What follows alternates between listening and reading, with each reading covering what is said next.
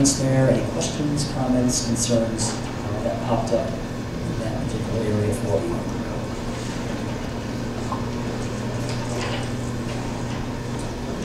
Okay.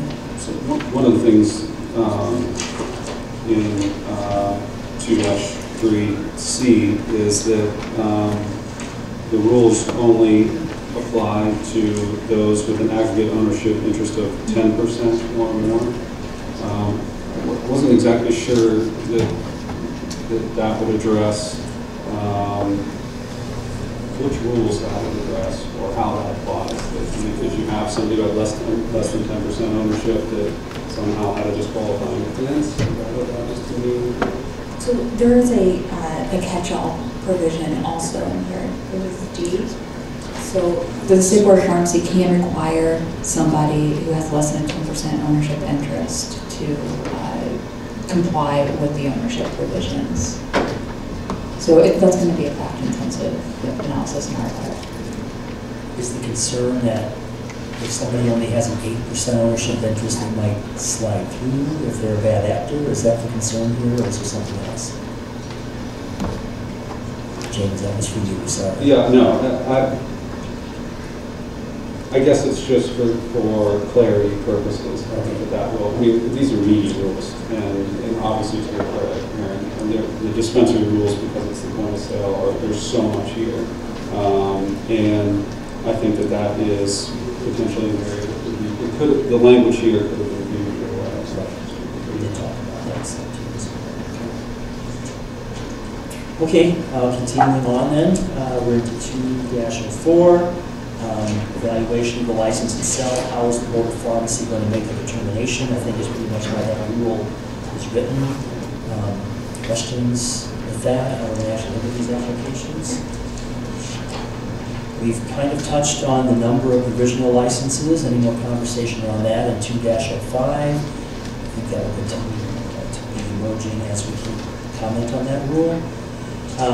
06, most of an operational rule. I'm sorry, Jerry. I wanted to go back to 6-2-04 D, where it says the State Board of Pharmacy shall not consider any applicant for a dispensary provisional license that. And if you go down to number 3, it says is a physician or has an ownership or investment interest or a compensation arrangement with the applicant.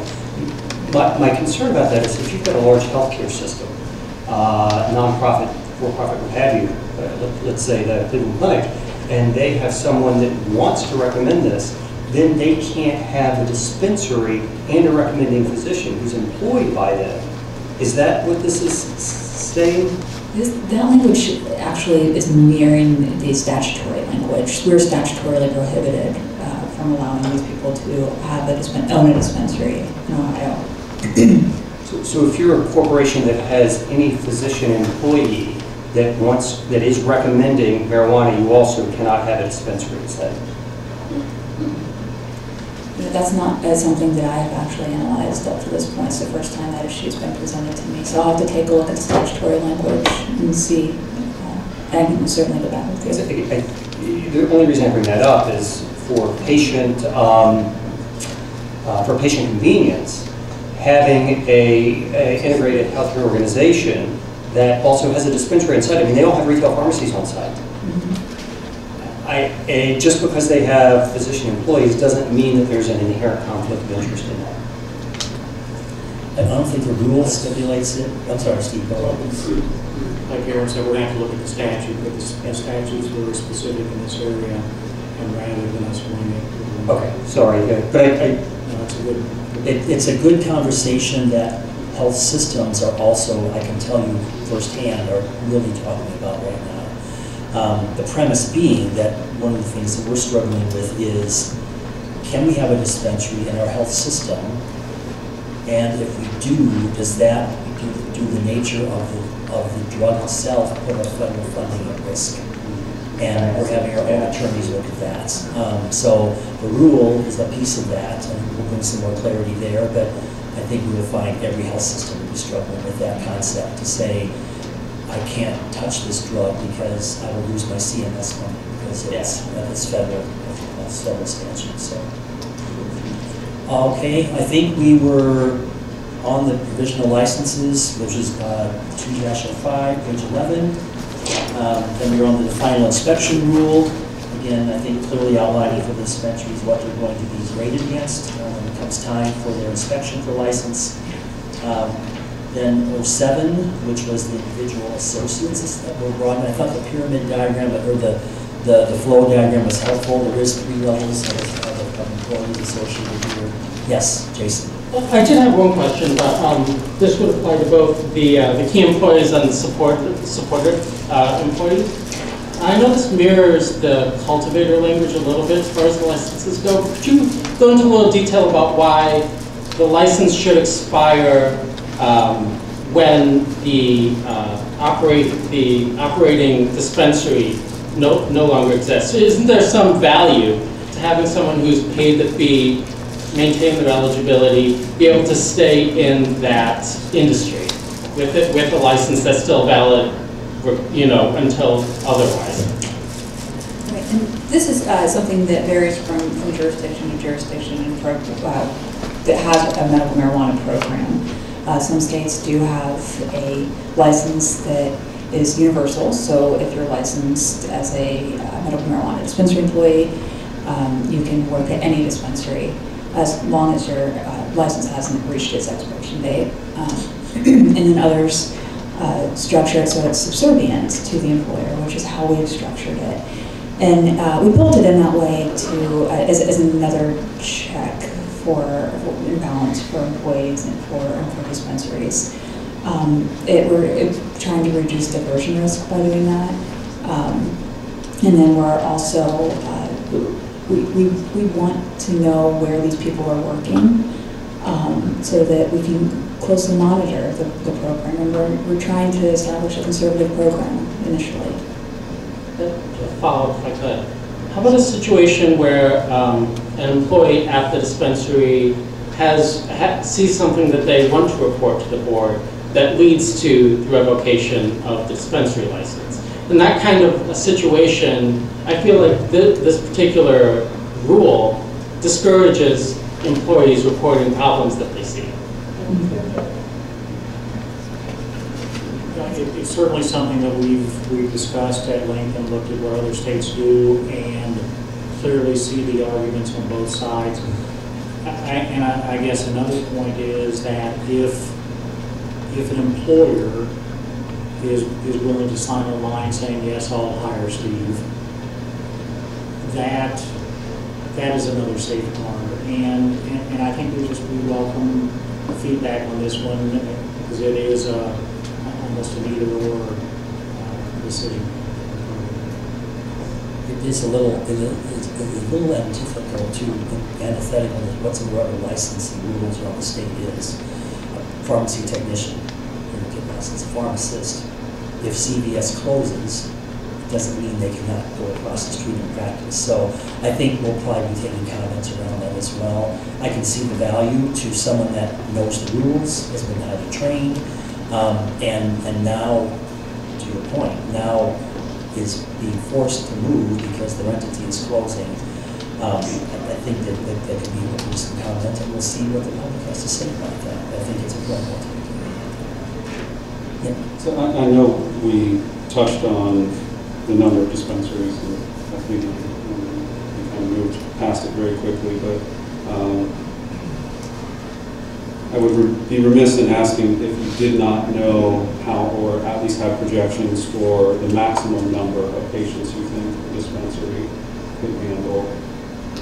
I know that we talked about the bottom number, but what do you think of that? The highest number I've heard is actually 1,500. I believe that came from you.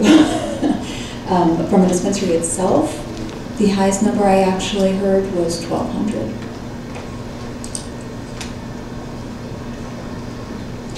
Clarification, if I could.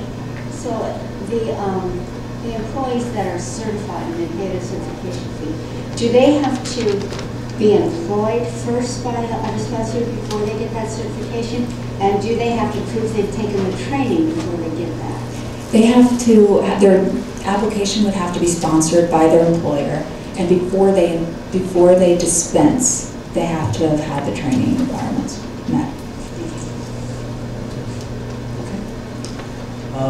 Let's see, we'll go through the employees section. We are in support employees, more about the employees. Again, that would be 2-08. And then the general rules for employees in 2-09. Renewal processes, 2-10. Any questions there, comments? It seems relatively straightforward as far as when we're going to actually do those licenses and what circumstances we may not. The bonding rule in 2-11. Questions there?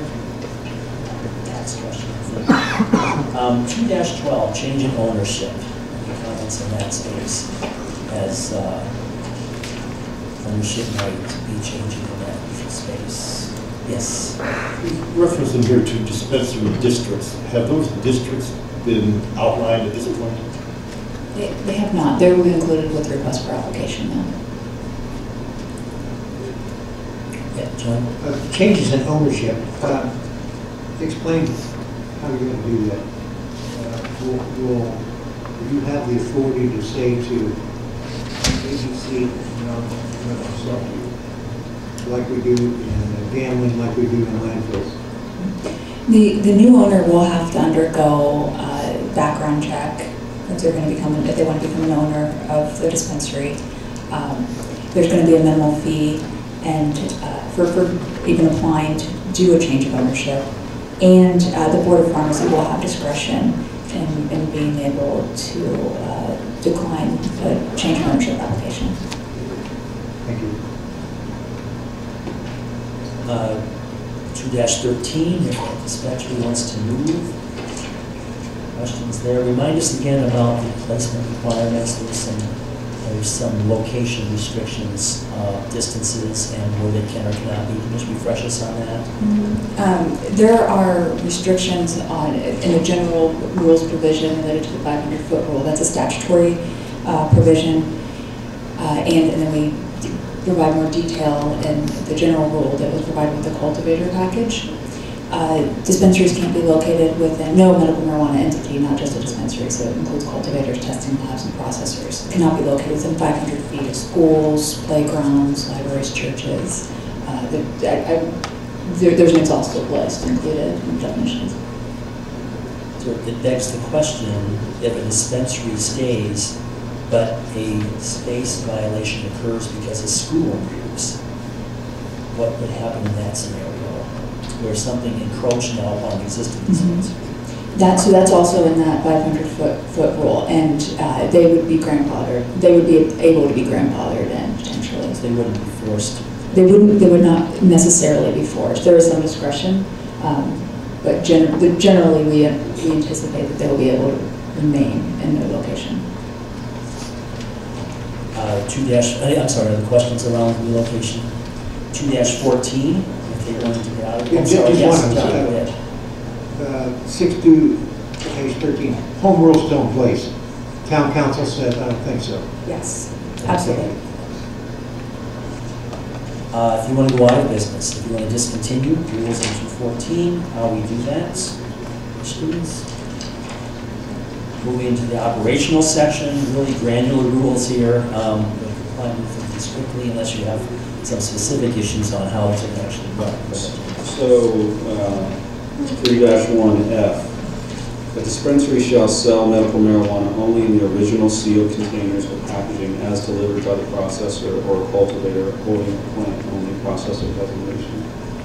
So, logistically, I am a cultivator and I have 2 pounds of a particular strain. I deliver it to you in a package. Obviously, at a dispensary, you have to break that down. So, is this rule to say that I would have to have it already broken down as a plant-only processor into certain quantities? Yes. These are the concerns, is obviously you think about that from an operational perspective. That creates a tremendous amount of waste in the system, and that is only going to impact the price to the patient. I mean, you wouldn't be asking a compounder to be sending pharmaceuticals to a pharmacy in 10 packages of 10, and then you have to hand 5 packages of 10 to the patient. Actually, that happens to us every day. Well, I mean, So I'm not saying I like it, and it Right. does contribute to waste. But there are some reasons to do that. Again, we talked about what determines partial dispensing, not from a recommendation necessarily. We're going to fill that over the course of the time. But this came up, we talked about the whole waste processing issue and how we generate waste, and we did talk about that. It could potentially be a problem. But what I can tell you from a pharmaceutical industry is we will push back upstream. And I would expect that if dispensaries see trends in Ohio, that the way you're packaging product today is unfriendly to my dispensing operation, there should be some upstream communication to say, you need to do that differently. We do have some influential pharma and have been successful in that space to say, stop sending me 10. I need you to package this in 2s. And it happens. It can be done. I'm hoping it could be happening here as well. Because I don't know how they're going to package it.